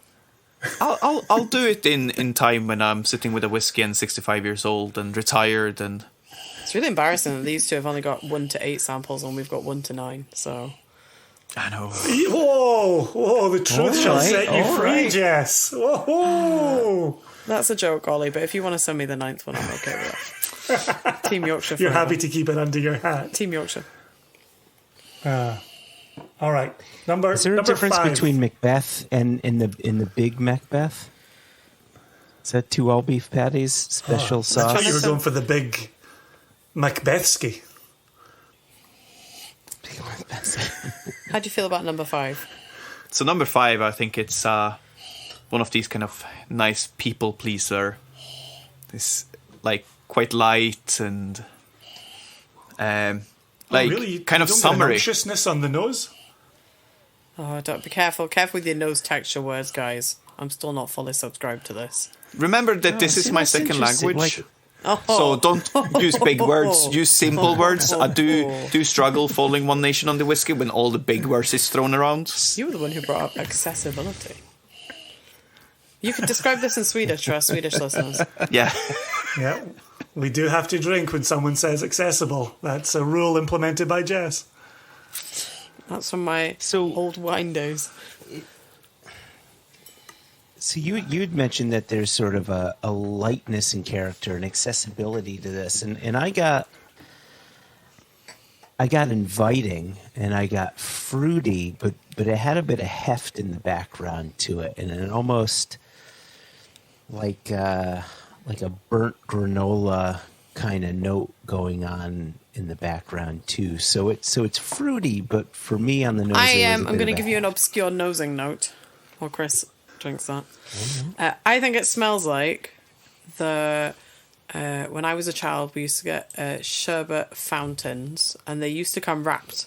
It was like a cardboard tube with like a paper wrap around the outside, and it had fizzy sherbet and it had a licorice straw in the middle of it. And the theory was you were supposed to be able to like use the licorice, I think, either to like soak up the sherbet or as a dip. I hate licorice, so I immediately used to palm that off to my mother. But I think it smells like the wrapping paper for it. That was where my brain went today. Oh wow! I like it. So when wrapping paper, are you talking? So sometimes we'll talk about whiskeys that have this cardboardy note, which you'd say is kind of fainty, and there's some distilleries that are kind of famous for having a bit of a faintiness. Are you going there? And by fainty for our listeners, like the tails, right? Heads, hearts, tails. The Scots call it the faint. So, are you going there with that sort of like packaging note? A little bit, but paper wrapper note. A little bit, but it's still got that kind of. You can still kind of smell. There's like a savoury, licoricey bit to it. It's really making my mouth water. Not that I've been nosing through all of them, but I know exactly which character number 7 is. That's cheating. Oh, You're doing the thing where, interesting. you know, Okay. like, it was always me at school. One person who reads ahead while the class is reading out one line at a time. I will probably be behind them when it came to the reading. Ooh. Oh, well, But if you get when number we were- 7 wrong, we're going to be very disappointed in you. That's what happens. Right. When we were doing the last couple of tastings of these, and we kept reading one character who had some distinct notes that wasn't showing up in any of the samples so far. As soon as I got to sample 7, I was like, that's the character we have not found a home for. I know exactly who that is.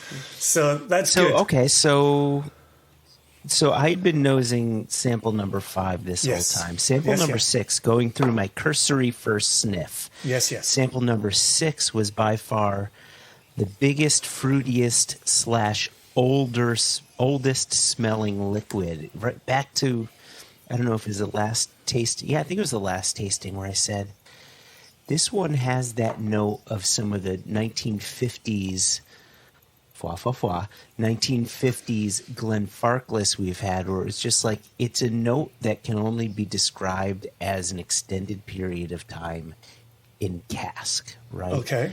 And, Okay. and I'm getting that in 6, and then in 7, like that is off the bat, that is funk, like, but a bready kind of funk going on, much lighter in color, and then 8.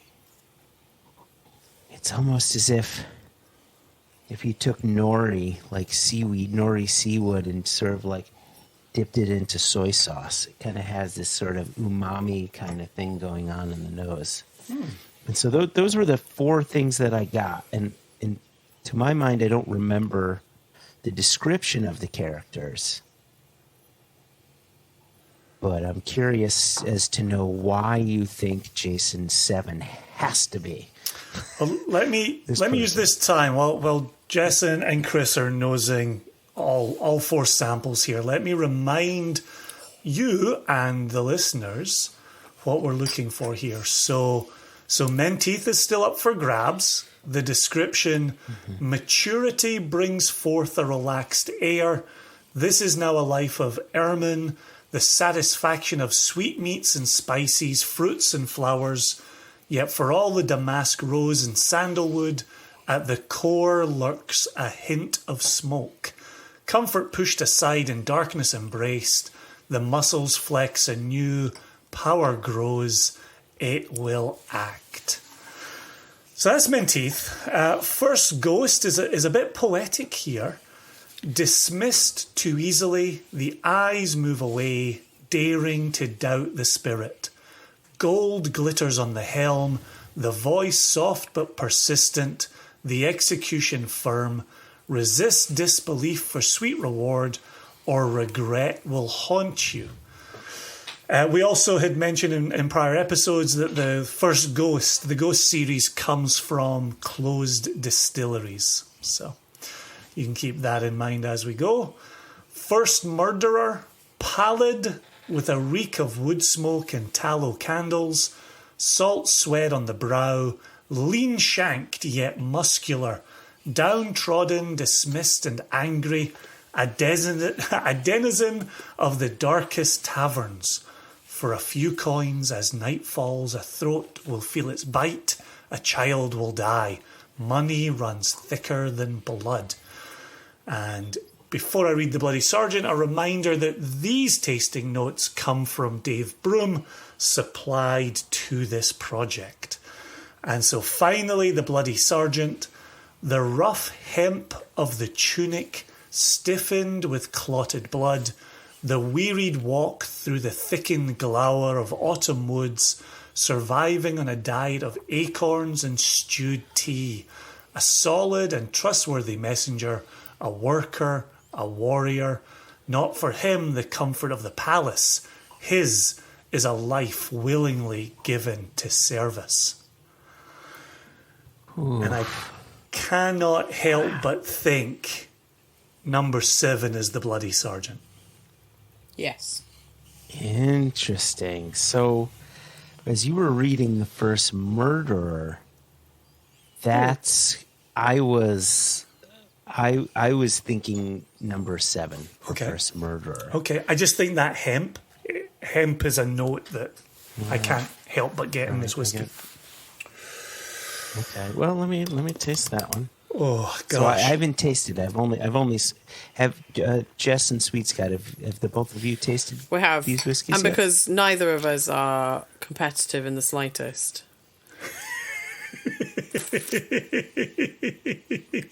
Please, dear listener, take that with a gigantic eye wink. Please continue, Jess. So I'm pretty confident I know what number 8 is. Oh. And I also would have said number 7. It's 5 and 6. I'm swithering about. Now I've listened to those descriptors. Right. I feel like I'm dithering. But I'm also worried that this is going to be an exact repeat of the London Whiskey Show, where we had to blind test as part of the Taste of Westland, and I was famously misquoted, and I'm still upset about it. And I was right. So I feel like I've got a streak that I have to maintain. I will go on record to say that Jess did get 4 out of 4. I will go on record. This time only. Listeners, I can't tell you. I didn't pay him to say that, and there isn't enough money in my bank to make him admit out loud that I was right if he didn't want to. I feel we like covered this in the mailbag episode this year as well. Like, doesn't this come up every time I feel you like I'm two are never going to be together? over this. Oh man! Not that I famously You're rehashing the mailbox here. famously hold a grudge. All right, so I feel like Jess, yes, number 8 is, you think? I think number 8 is our first ghost severed head. Oh. So do I.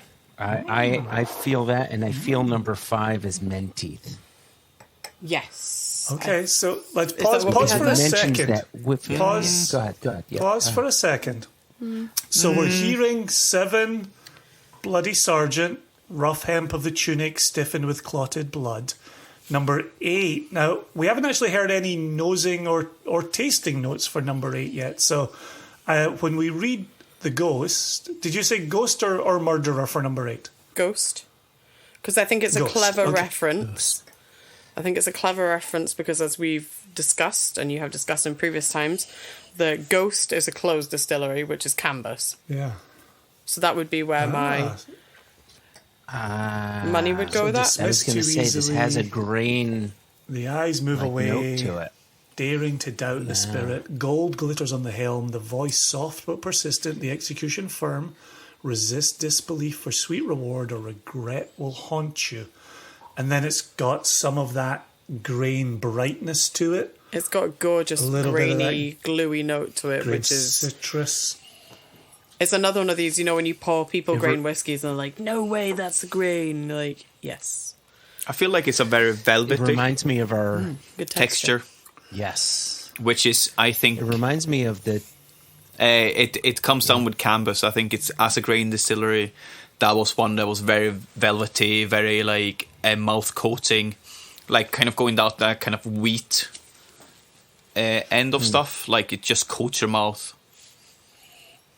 I'm really And pleased that we're doing these 4 like this, because if we had done 6 and 7 alone, I think 7 and 8 would have been really easy and an absolute slam dunks. So having the 4 of them, we've already identified 7 and 8, even in the 4. Hopefully we're right. Joshua, you've been waiting to make comment?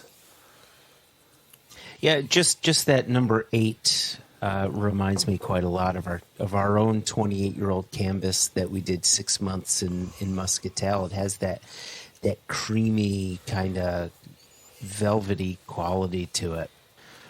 So it seems we're all 4 of us in a consensus there with First Ghost for number 8. Yep. We haven't, and I suggested number 5 was Menteith.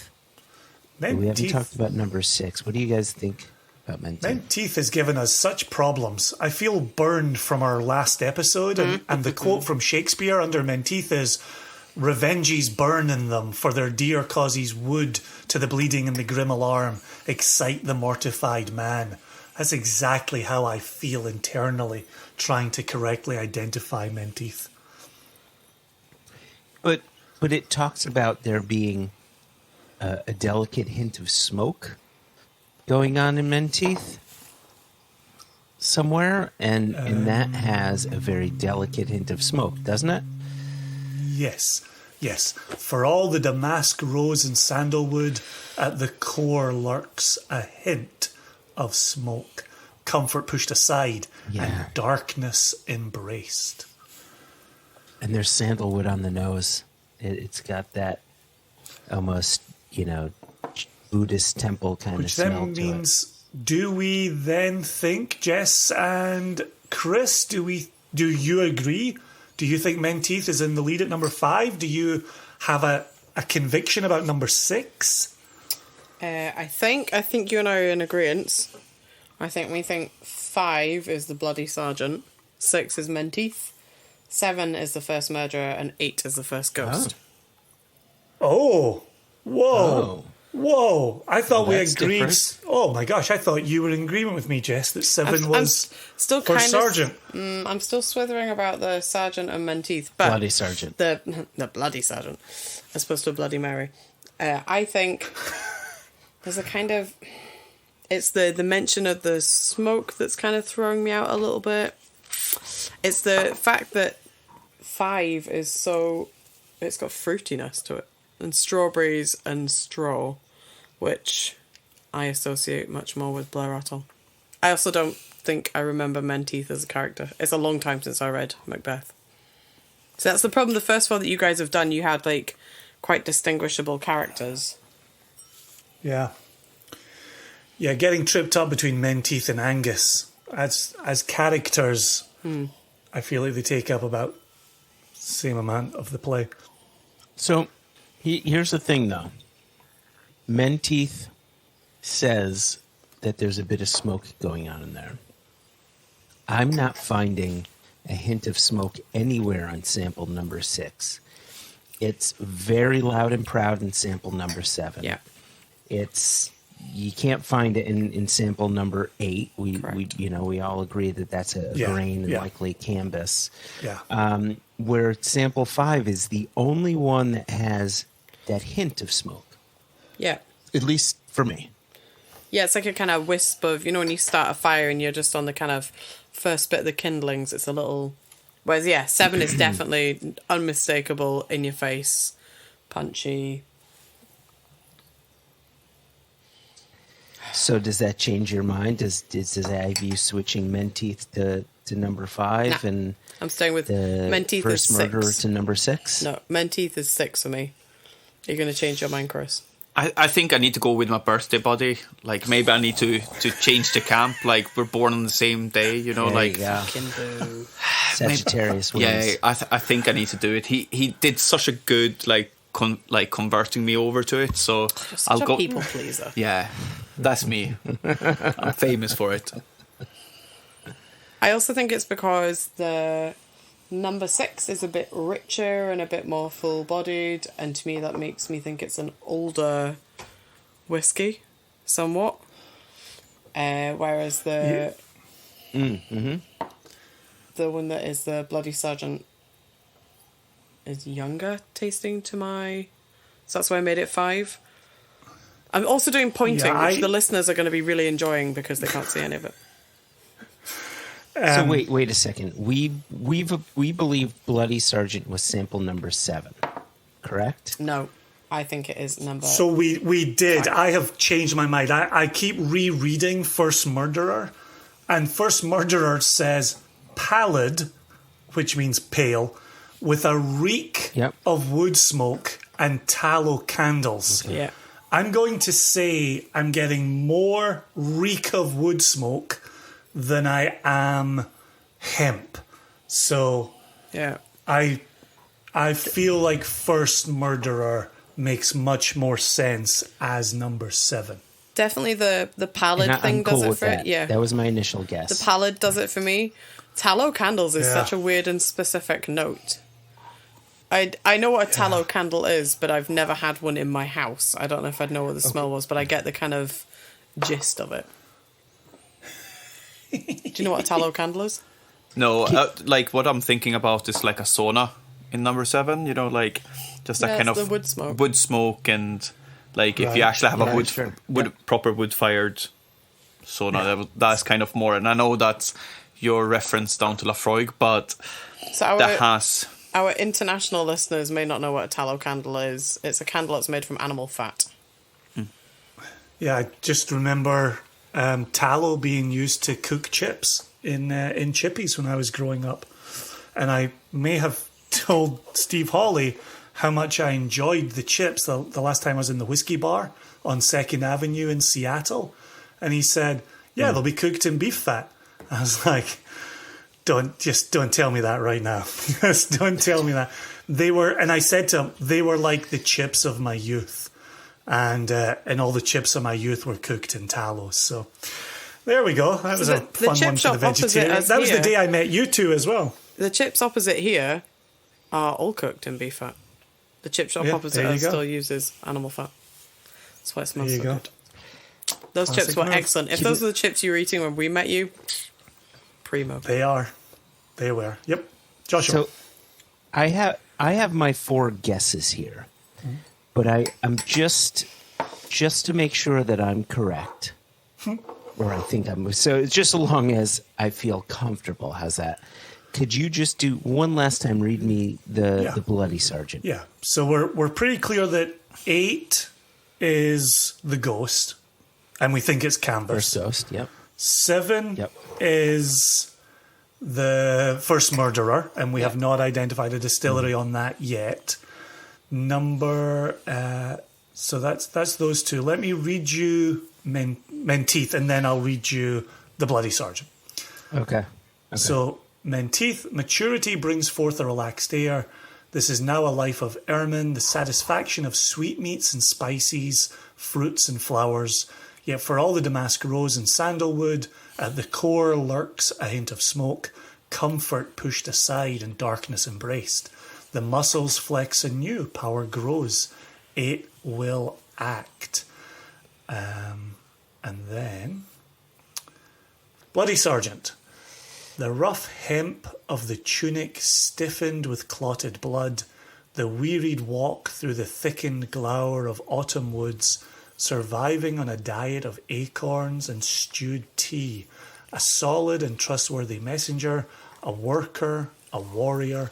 Not for him the comfort of the palace. His is a life willingly given to service. Man, I tell you, I feel overly confident. I have the confidence of a middle-aged white man that Menteith is sample 5, that the first murderer is sample 7, that first ghost is sample 8. But the Bloody Sergeant doesn't seem to match sample 6. Okay. Let's leave that hanging for a second. Jess and SwedeScot, once again, your guesses in order. So Chris and I are now disagreeing because he's trying to buddy up with his birthday buddy. I am remaining that sample 5... Happy birthday. I'm remaining that sample 5 is the Bloody Sergeant, 6 is the Menteith, Okay. 7 is the first murderer, 8 is the first ghost. Okay, so we've got a 5 and 6 swap. Mm-hmm. So we haven't done this previously, although I do remember saying when we had our 2 samples last time, the 4 characters we were looking at were all 31-year-old single malts, were the 4 characters that we'd identified as being potentials with the 2 we were looking at. I can tell you the 4 whiskies we have not yet revealed, and I'm not going to attach these to sample numbers, I'm just going to tell you, one of these 4 is a Benriach 31-year-old. I know which one that is. One is a Blair Athol 10-year-old. One is a Cambus 31-year-old. And one is a Lechig 18-year-old. Now, we're pretty convinced 8 is Cambus 31. Mm-hmm. We're pretty convinced 7 is the first murderer. And I would think that has to be a Lechig 18-year-old. Lechig. Yeah. Right? Which then leaves us samples 5 and 6, Menteith and Bloody Sergeant, choosing between Benriach 31-year-old and Blair Athol 10-year-old. So there's no way sample 6 is 10 years old. Right. It's got the reek of a much older whiskey and has the fruitiness that you would get in older Benriachs. So it's got to be Blair Athol 10 for 5, Benriach 31 for 6, Blachig 18 for 7, and Cambus 31 for 8. So my question, Joshua, is now that you've heard the distilleries, have you switched your character guesses? Yes, he has. No. Because you've now just come to Jess's side, and Jess was disagreeing with SwedeScot, and SwedeScot was agreeing with you. I think I'm right. I still feel that the description that Dave Broom provided for Menteith matches that what we assume to be the 10-year-old Blair Athol too closely, because I'm not getting any smoke in sample number 6, and I was getting sandalwood and a slight floral character out of sample number 5, and floral, sandalwood, and a hint of smoke are all coming through on sample 5. Okay, so to be clear for our listeners, Joshua and Chris think 5 is Menteith. Jess thinks 6 is Menteith. Is that correct? Correct. All right. I like that you've counted yourself out, birthday buddy. You're supposed to be on my side.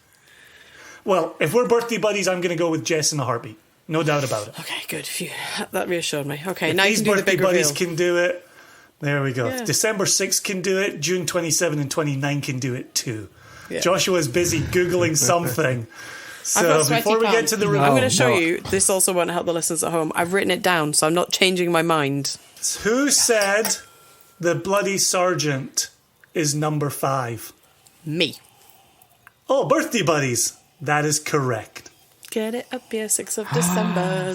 Bloody Sergeant is number 5? Bloody Sergeant is the, 10-year-old Blair Athol sample number 5, which means Joshua Menteith has got you again. He got you in the last episode. He's got you in this episode. He has been sneaky to you. I didn't mean to send you down the wrong path, birthday buddy.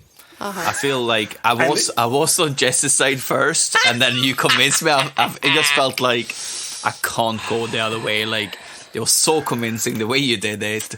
It was white man in his 50s, confidence behind you. He's not in his 50s yet. I'm still in my 40s. That's the amazing thing. I will on the 50s, Faye.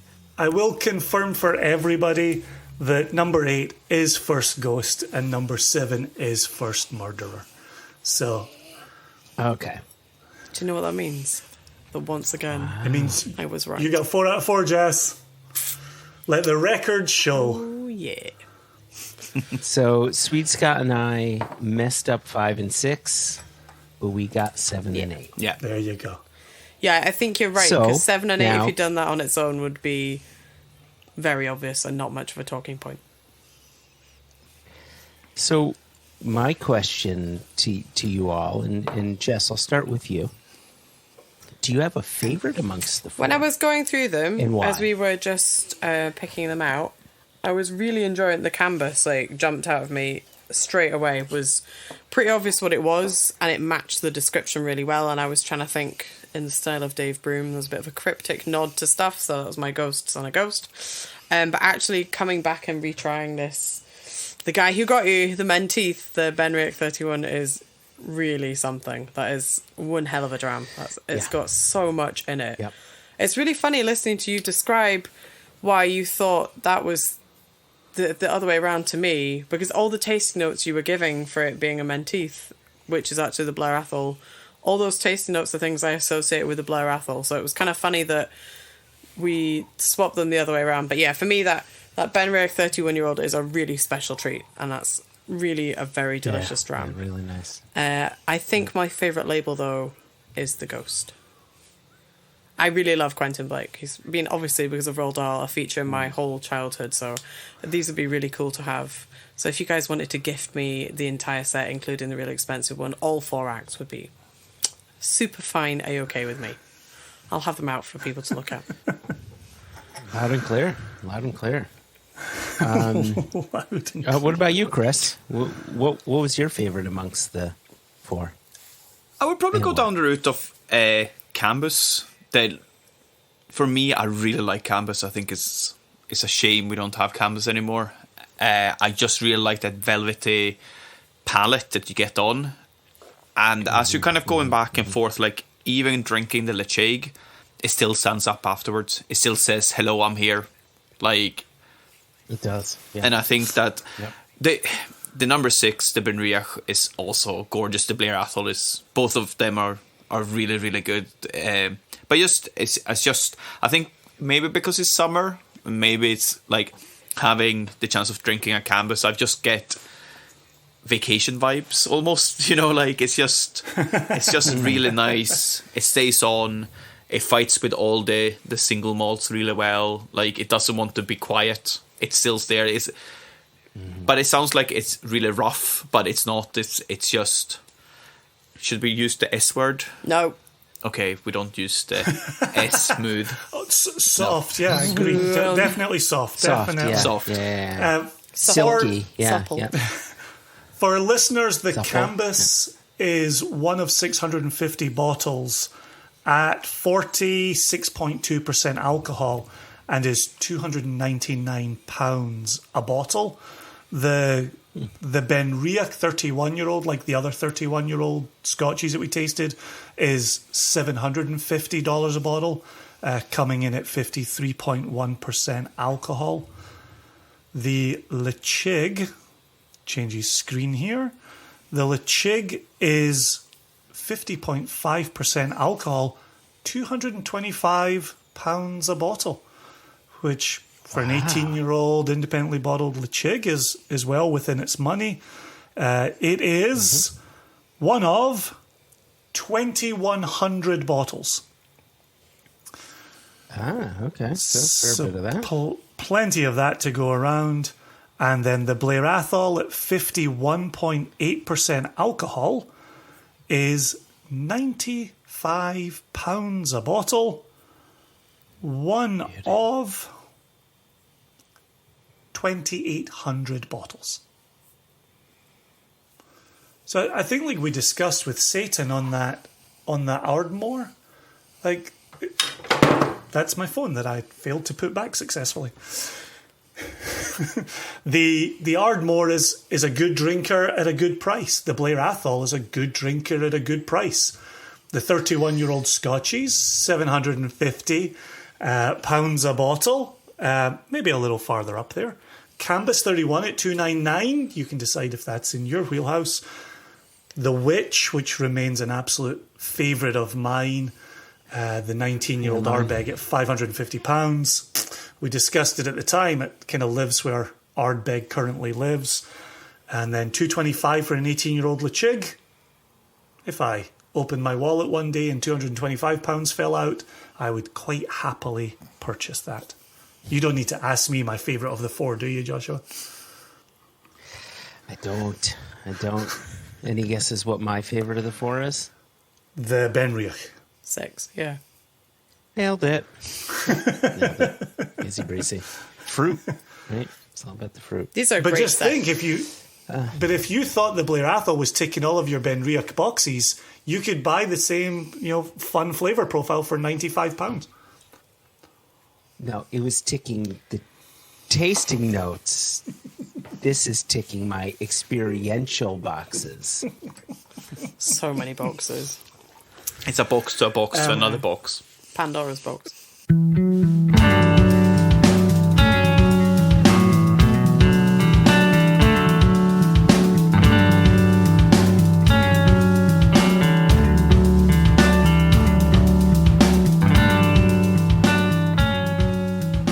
We need to be getting out of here, but have we drunk enough whiskey together for you to ask your your hot potato, Joshua?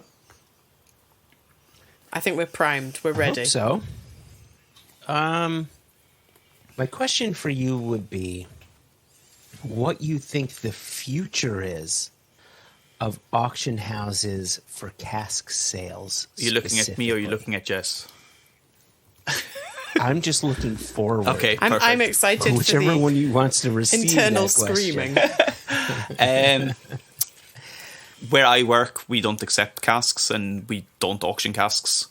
There might be a change for this in the future. Who knows? I think it's an interesting venue to go down to in auction houses, and you kind of see it. It's a lot of it being sold, but I really don't think that people understand everything around it. And you guys talk about it all the time. Of if you have someone that they say you want to buy a cask, and you have these cask investment firms.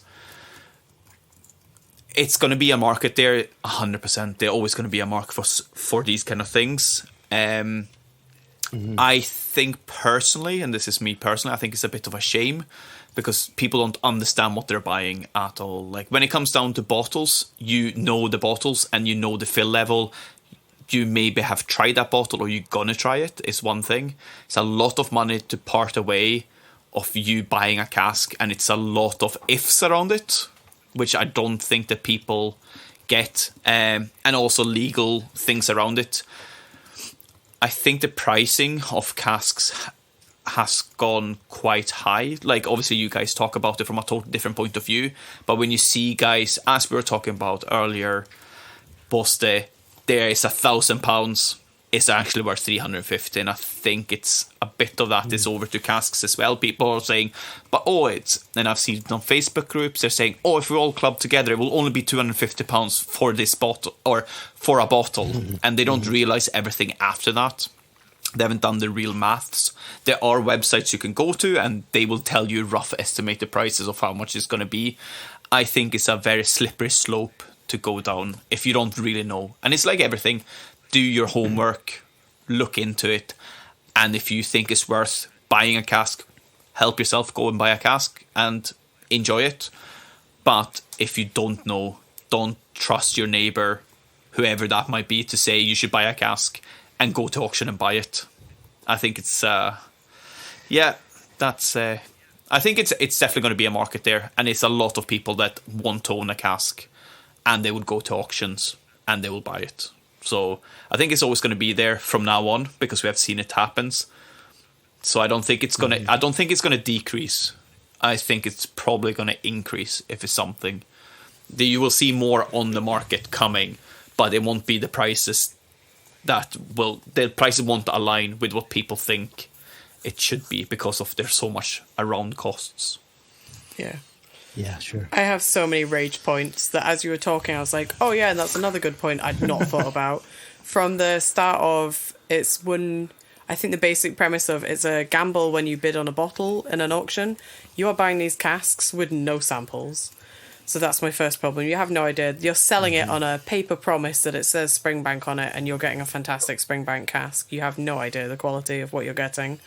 2, I know on a professional level that you can't just get your name shoved on a cask and the warehouse where it's stored will accept you. There are several very vocal warehouse keepers who provide these services in Scotland who are very angry about this happening, where I turn up one day and say, hi, I'd like to see my cask, and they're like, sorry, who are you?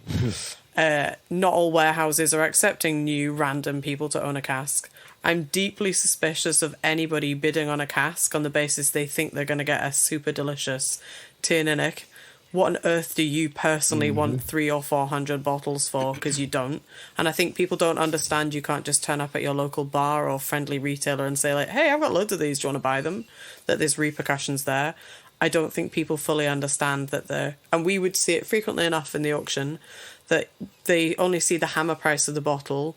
They then don't factor in there's commission, delivery, local taxes. So that £100 bargain bottle could be closer to £200, maybe more, depending where you live when it arrives at your house.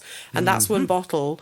So now we're looking at people who are possibly getting 300 bottles. They're not aware of the excise duty, the VAT, the bottling fees, the handling fees, and frankly, the storage space to have 300 ish bottles turn up at your third floor walk-up tenement in Edinburgh. You know, there's so much attached to this that I think isn't transparent, and it's very easy to feed into people who desperately want to feel like they've got their own little slice of the industry, and for rightly or wrongly, they want to be involved in it because they're part of a community. And I don't think the practicalities of it are there. You know, I'm very worried that people are going to get very badly burned financially by what the implications of these things are, and the kind of the rippling out effect of that is it damages my bit of the industry where we're selling bottles to people, and we do sometimes buy casks from people, you know, and people get very confused. You know, one bad experience can quickly taint everything else, and we're in an age where it's very easy to go online and write reviews when you're furious on review websites and Facebook and social media, and to get other people riled up into a snowballing effect. I think cask sales through auction are, and I'm going to say it, I think they're very dangerous to private individuals who are not fully informed as to what the effects of it are. But of course, there will be firms buying these casks as well. There it will may not be private individuals knowledge. bidding at auction. Maybe it is under independent bottlers. Maybe it's investment firms. Maybe it's groups of people who are very informed and aware of the costs they're about to undertake. But I think you have to protect people who are vulnerable. And so for me, that is people who are like, oh, I've heard that if I spend 10 grand on a cask of the Speyside distillery, I can sell it this time next year for 100 grand because I read a newspaper article on it. And so in the meantime, that creates definitely a rage point of ours about hyperinflated pricing across bottles and casks.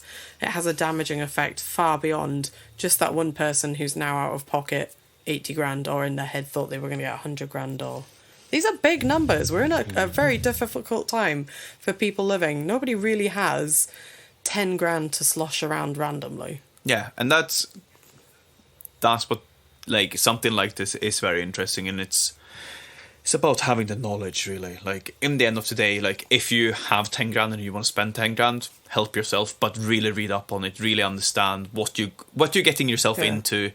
And also, as we all know, a leaky cask can get emptied very quickly. That's before we've even got to that. Right, exactly. Whew, it's turned dark quickly. I think the safe answer is join a whiskey club, drink whiskey with your friends, go to a whiskey festival, try whiskies with your pals who maybe you wouldn't necessarily go to bar and buy a dram of it. Don't do the full jump into being like, I am gonna buy a whole cask of this at auction. Yeah. Does that succinct? Nice. I'm like fully raging now. I'm thinking about all these other rage points of it. But nobody wants to listen to a podcast of like, and at the end, the outtake is just Jess losing her shit for an hour. And another thing. You're about to become second murderer. Yeah.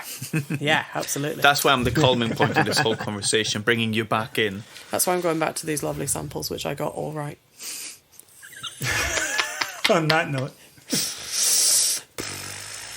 All right. On that note, I think it might be time to wrap up this conversation.